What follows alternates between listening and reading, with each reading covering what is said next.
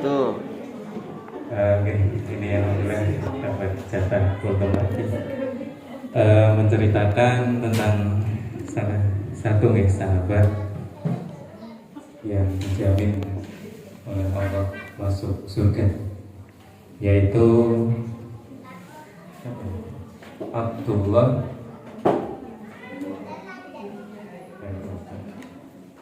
Abdullah bin Rawahah. Rawahah mungkin jarang terdengar atau baru dengar. Sudah sering kecuali yang sering ada. Ini Abdullah bin Rawahah, sekilas saja atau intinya saja. Abdullah bin Rawahah itu beliau itu ternyata seorang penyair. Jadi beliau terkenal dengan syairnya yang sangat bagus, sangat menyentuh, gitu. Jadi ketika bersama Rasulullah, Abdullah bin Rawahah niku diminta untuk terus belajar untuk bersyair. Jadi beliau niku bersyair atau syair-syair itu untuk menggugah semangat,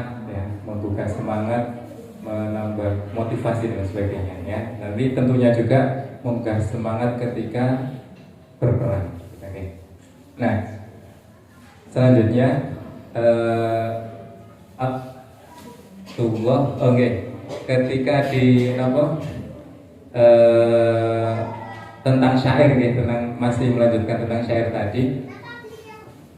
Ketika itu langsung ada ayat, Allah menurunkan ayat di mana ayat itu yang menjelaskan bahwa para penyair itu banyak pengikut mereka, yaitu orang-orang yang sesat, yaitu ada di dalam surat Asy-Syu'ara ayat 224. Nah, Abdullah bin Rawahah itu kemudian merasa kaget dan takut, karena di situ pengikut mereka adalah orang-orang yang sesat. Tapi kemudian beliau terhibur dengan turun ayat selanjutnya, di ayat 227 itu yang artinya, kecuali, ada pengecualian ternyata, kecuali orang-orang penyair itu yang beriman, beramal soleh dan banyak ingat kepada Allah dan menuntut bela sesudah mereka dianiaya. Jadi kecualinya itu yaitu penyair yang beriman, beramal soleh dan banyak mengingat Allah Subhanahu wa Ta'ala. Selanjutnya Abdullah bin Rawahah niku juga terkenal. Beliau itu orang yang sangat jujur, sangat jujur.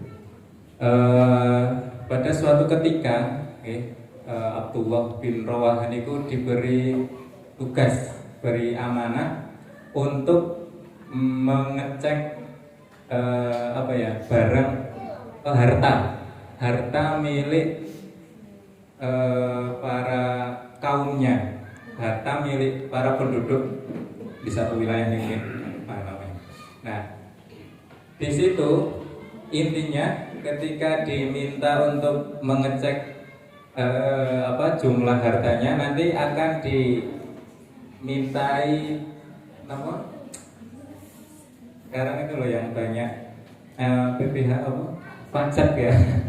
Jadi kalau pajak ya. Jadi setiap orang itu dicek kalau zaman sekarang itu bahasanya itu ada pengecekan itu ya. Kalau calon presiden kan tahu jumlah harta kekayaannya, Pak Uli bisa kita Jadi pada zaman itu disuruh ngecek. Tapi orang-orang di situ intinya ingin laporannya itu tidak sesuai padahal punya 11.000 triliun tapi ngakunya hanya mungkin 1 triliun Jadi seperti itu ingin disokok gitu ya. Jadi Abdullah bin Rawah itu disokok untuk mengurangi jumlah harta yang harusnya dulu. Tapi di situ Abdullah bin Rawah teguh pendiriannya ya, walaupun banyak godaan-godaan seperti itu, tapi tetap lantang untuk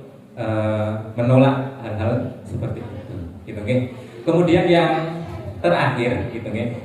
Yang terakhir yang mungkin terkenal juga, Abdullah bin Rawah niku menjadi seorang panglima perang. Okay? Jadi pada suatu ketika, gitu, okay, ada satu perang.